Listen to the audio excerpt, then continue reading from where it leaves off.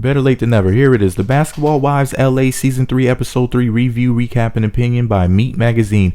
And I don't think this episode has a title, so I'll just give it a made-up title. The Player Gets Played. But we'll get into that in a minute. The show starts off with Jackie and her gang, the Jackets, British and Sundy, at Wynn Nail Spa. British and Sundy are talking about Brandy, saying things like she is broke, doesn't have a job, is insecure, thinks she's better than everybody else, is ugly, has a stink attitude, and a bad makeup artist.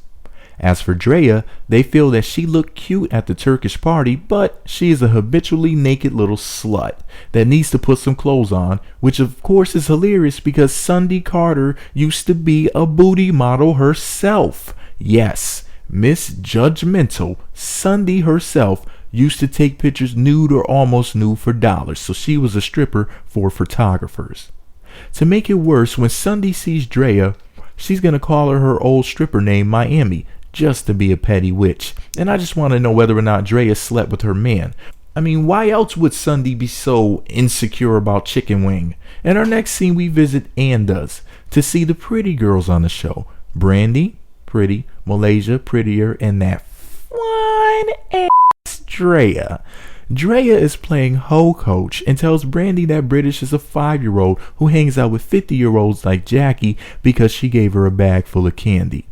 As for the homo party that Jackie is planning, Drea is going to be the self-appointed assistant manager and make sure that the other women are doing what they're supposed to be doing. And in one of the best scenes of the whole show, we meet up with Drea at the park with her son, and he's almost as tall as her. The reason why this is our first time meeting him is because, well, Drea abandoned him a long time ago to chase her penis addiction and money. On a side note, Drea used to go out with Erica Mena, and birds of a feather neglect their children together. But she is ready to be a mommy for at least one funny and very short scene. This little boy looked so confused when he saw his mother. He gave her that look like, "And who are you and where are we going?" She said, "Get your ass in the car, boy. I'm your mother." And if this boy is almost her size, judging by how young she looks, I'd say she had to have him at around 14. Oh well, I'd still smash you, Drea. Even if she's pushing the dirty 30 and has had more miles put on her than a fleet of U-Hauls, I don't care. So the two erected a goal and pulled out a soccer ball, and we all know that erections and balls are Drea's specialty, but Nico somehow beat Drea at soccer, which is funny because Drea has had more balls dangling from her face than a Christmas tree, so I don't get it. So now Jackie goes to visit her daughter Shantel, and you can tell that they're related. They both have the family neck. You know, a neck with more lines than Whitney Houston's coffee table. Don't get me wrong, she's cute with her big old forehead, but besides having a satellite dish for a head and those big, ugly, old school earrings, she is nice looking from certain angles for a chub wub. I mean, even if she does have a double chin and all of that fat around her neck, I'd still smash if she wouldn't tell anybody. Jackie said that she wants to be her momager. You know, a mom/manager like Kris Jenner. And Shantel looks mortified. Come to find out, Jackie used to manage Shantel's non-existent singing career, and she was a complete control freak. Her managing style ruined their relationship. What may be even more disturbing is the fact that Jackie told her that she is her favorite child. So she has her children divided up into categories, and this is how she treats the favorite one. How much you want to bet the others are dead and eaten? Shantel says that she accepts her as who she is, a character, and people who are characters lack character. Jackie is obviously insane. Just my observation. So Jackie decided to ask Shantel about who she's dating, and Shantel informs her mom that the guy that she was seeing was Orlando, Drea's client, current boyfriend. She then informs her mom that Orlando tried to hit it from the back and the front and the side and upside down, and he tried to get her to lick his asshole too, but she told him, "No, all that you can get from me is conversation and tease." Now, the talk with her and her mom got really sketchy when she said that she's not only been to the guy's house, but she's washed some dishes up in there and everything. And that comment leads me to ask this question. Does this fool need to invest in some paper plates and plastic forks? Or were you washing his dishes because you stayed over and he was beating them walls like a flip this house marathon? You home wrecking hussy. So Shantel found out on the internet about Orlando screwing Drea. Probably on that crappy Lipstick Alley website. Those nosy heifers. And inaccurate heifers too. Also, people sent her pictures. Then she saw him on the ESPY Awards with Drea. Jackie, being the mafia leader that she is going to go talk to Drea as opposed to Shantel speaking with her because Shantel is too immature and insecure to be civilized to our favorite prostitute. And Jackie pinky swears that she won't tell Chantel's daddy, Doug. And when I say pinky swear, I don't mean she swore on her little finger. I mean she swore on her pink pussy. Jackie is on some eyes wide shut shit. Trust me. And our next scene is the 6-month anniversary for Drea and Orlando's relationship. And she blindfolded him and he sat her nearly naked booty on the counter. After they popped the champagne, he informs Drea that he purchased her a little present. So he walks off and comes back walking very gay. And I thought that he was going to pull out a butt plug and lick it and hand it to her. But nope, he has a little box. And she swears that he's about to propose to her. But nah, he lets her know that he is only 26 years old and he isn't thinking about marriage right now, especially when it comes to marrying strippers and prostitutes with a big old son almost as tall as him. Drea is thirsty from being a whore, or as she words it, where there's a dry mouth, there's a wet pussy. You see, there was only 2 things that Drea wanted her whole lifetime. Number 1, an asshole that will stop falling inside out. And number 2, someone to look past the fact that she's had more trains ran on her than Bugs Bunny and actually propose to her someday. So he hands her a box of earrings and she asks him, "So Orlando, are you ever gonna propose to me?" And Orlando said, "Nah, bitch. All you are to me is some lip. You know, LIP. Live in pussy. Enjoy your free ride and suck on this pop dickle." Now Doug and Jackie are meeting up. Jackie informs Doug about the Drea situation, which she should, because if something were to happen to her cute big booty daughter, Jackie wouldn't be able to get it off of her tiny little conscience, that little piece of conscience that she has left. So Doug tells her that she better bring the jackets because Drea might kill the messenger. So now we're at the part with Doug and Lorenzo, and they're about to do some training, and I noticed something odd. Lorenzo is thick like a football player. The only basketball that he should be playing is balling up some fruit and veggies and putting them in his shopping basket, you fat sloppy So Lorenzo asked Doug for some advice concerning marriage, such as how him and British can stay together in a loving and happy marriage. Doug informs Lorenzo that what him and Jackie did was this. Okay, so he went into some stupid speech about circles and Fruit Loops and hula hoops and some other BS. I mean, don't get me wrong. I've never personally been married. But my advice to Lorenzo would have been this. Brah, you want to stay married a long time? Well, okay. ETB. Eat the booty.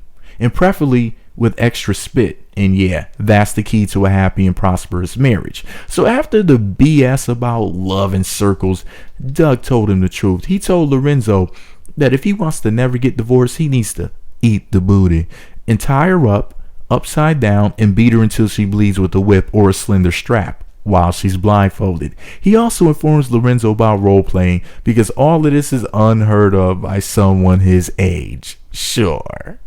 And of course, marriages are all about sex. Well, at least in Jackie and Doug's secret world. Now we visit the Stone Candle Bar. Malaysia and Playa are shopping for the gift bag items for the homo event that Jackie is throwing, so she can continue to pimp the gays. Malaysia wants to buy candles because she doesn't know what the hell that scam artist Jackie wants. And that was the first thing that she saw when she walked in, so works for her.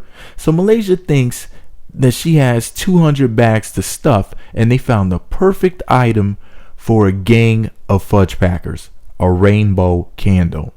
You know, since the sausage sippers stole the rainbow from Jeebus, and while they're waiting for a blackout to happen, they can shove the candle up their ass. So it's multi-purpose, or as Drea always says, it's a win-win for your rear end. Anyway, so Malaysia calls Jackie to ask her about the money for the candles and whether or not this is a good enough present. So Jackie informs her that she only has to do 50 bags, not 200, and that she expects for people that she's hustling to be suckers. Donate, as she puts it. In other words, you're paying for those items, Malaysia. You may be pretty, but you're not smart at all. And come to find out, Jackie has spent, allegedly, about $30,000 on the event already. Probably to dig a hole for that dungeon to hide the secret orgy. Anyway, before she can start to hustle Malaysia some more, Drea, who is the type of hoe that is used to being saved, comes to Malaysia's aid. She swooped down like the bird that she is and squawked this into the phone. She parroted this message. Girl, bye. Now we visit the duplex. Jackie and Doug are sitting down there looking like Will and Jada with British and Lorenzo. Now, I can tell you this much. I think that Jackie and Doug are swingers. Something tells me that they're possibly going to have an orgy where everyone gets stuck because Doug and Lorenzo look like the type to get booty bumped anyway.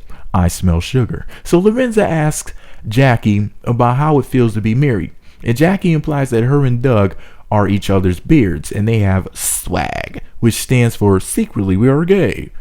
And their dirty little secret and the thought of deceiving the world is what keeps them going. So British let them know that she has changed Lorenzo. He used to be out there screwing all the girls, but her head game is so sick that she changed him. Right. Anyway, Jackie asks if they fantasize. And then she starts talking about role playing. Just like Doug was talking about role playing earlier.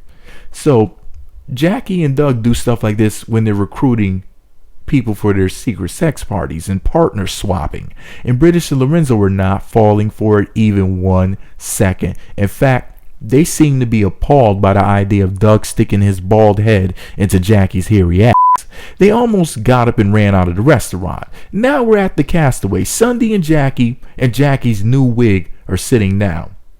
Jackie is looking just like that character from the movie The Dark Crystal.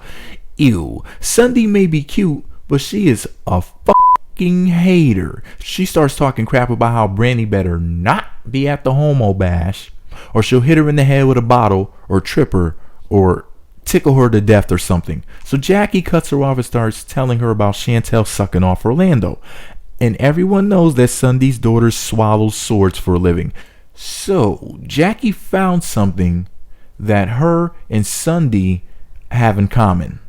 Yep, dick-sucking daughters, bringing the world together since 1380. Sundy is shocked, not as surprised as she was when she received that nasty backlash for the entire planet when she tweeted out a picture of her own daughter suckling the penis upon the internet. Anyway, besides them connecting on their daughter sucking penis, Sundy, with her alien sounding voice and her alien looking face, is still hating on Drea, and she wants to be there when Jackie informs her about Shantel and Orlando.